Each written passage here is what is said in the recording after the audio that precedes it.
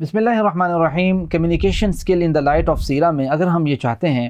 کہ کمیونیکیشن ہماری نبی کریم صلی اللہ علیہ وسلم جیسی بن جائے تو آپ نبی کریم صلی اللہ علیہ وسلم سے چوتھا اہم پوائنٹ یہ سمجھ آتا ہے کہ آپ کبھی بھی کسی کی غلطی کو سدھارنے کے لیے حکیمانہ اسلوب اختیار کیا کرتے تھے، اور قرآن کریم نے بھی اسی چیز کی وضاحت کچھ اس انداز سے کی ہے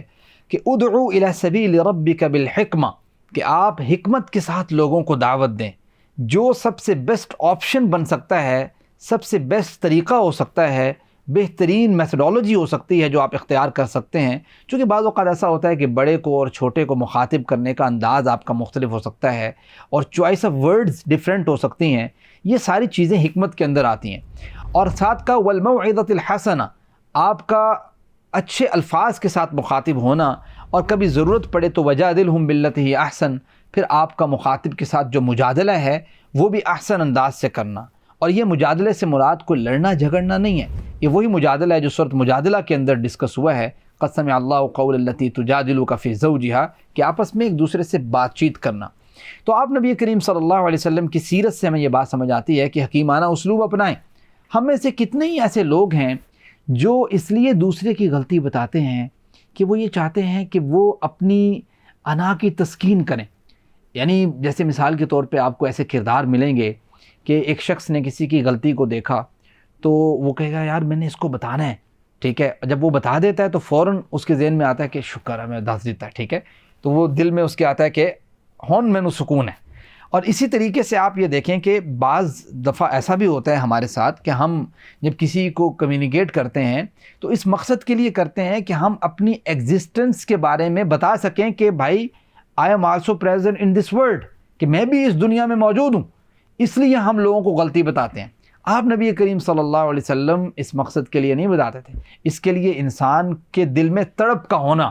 انسان کے دل میں للہیت کا ہونا کہ میں نے یہ کام اللہ کے لیے کرنا ہے، اس کی میں نے درستگی کرنی ہے، اس درد کا ہونا، اس کے بعد پھر جب انسان مخاطب ہوتا ہے تو پھر بالکل چینج ہوتا ہے۔ آپ نبی کریم صلی اللہ علیہ وسلم کی اس پوائنٹ پہ ایک حدیث یاد آتی ہے جو سلسلہ احادیث صحیحہ میں موجود ہے،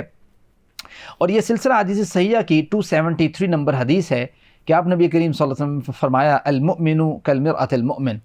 مومن مومن کا آئینہ ہے، کہ مومن کو چاہیے وہ دوسرے مومن کا آئینہ بن کے رہے۔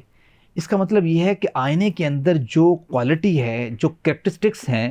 وہ مومن کو اپنانی چاہیے۔ آئینے کے اندر جو پہلی چیز ہمیں نظر آتی ہے وہ یہ ہے کہ آئینہ جب کوئی شخص دیکھتا ہے تو آئینہ اس کو اس کی غلطی بتاتا ہے،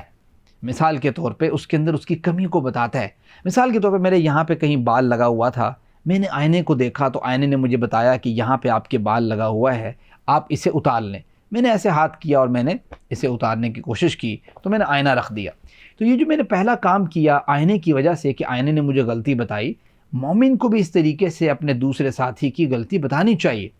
لیکن آئینے کے اندر ایک اور صفت یہ ہے کہ آئینہ جب غلطی آپ کو بتاتا ہے، آپ دوبارہ جب آئینہ اٹھا کے دیکھتے ہیں، جب آپ نے ایسے کیا تھا تو وہ بال کہیں یہاں قریب ہی نیچے کہیں لگ گیا، تو آئینے نے دوبارہ آپ کو بتایا کہ بھائی یہ آپ دوبارہ بال اتار لیں۔ گویا دوبارہ سے اگر آپ کو کبھی کسی کو کوئی غلطی بتانی پڑ جائے ریپیٹیشن کے ساتھ تو آپ بتائیں۔ تیسری چیز جو آئینے میں نظر آتی ہے وہ یہ ہے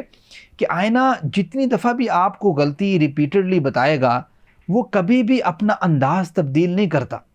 کرخت انداز نہیں کرتا، کہ جیسے ہم کہہ رہے ہیں اور تینوں میں پہلے بھی دسیا سی تینوں ہون بھی سمجھ نہیں آئی، آپ اس کو بہت غصے کے ساتھ مخاطب کریں۔ تو گویا آئینہ ایسے نہیں کرتا،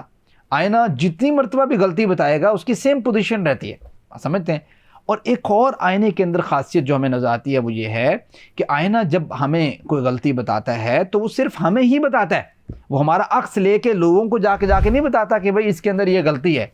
ایک وجہ ہماری کمیونیکیشن جو مؤثر نہیں ہے وہ یہ ہے کہ ہم کیا کرتے ہیں کہ ایک شخص کی خامی کو پتہ لگ جائے ہم فوراً سے اسے پورے معاشرے میں اس سے ریلیونٹ پرسنس کے ساتھ ہم irrelevant پرسن کے ساتھ بھی ہم جو ہے نا اسے ڈسکس کر دیتے ہیں، جس کا نقصان یہ ہوتا ہے کہ وہ شخص جو ہے ماننے کی بجائے بگڑ جاتا ہے۔ آپ نبی کریم صلی اللہ علیہ وسلم نے ایک جامع الکلم کے ساتھ ہمیں یہ بات سمجھا دی ہے کہ آپ بھی اپنے دوسرے بھائی کے لیے اگر حکیمانہ اسلوب اختیار کرنا چاہتے ہیں تو المؤمن کالمرأۃ المؤمن کی عملی تصویر بنے۔ بہت شکریہ، جزاکم اللہ خیر، السلام علیکم ورحمۃ اللہ وبرکاتہ۔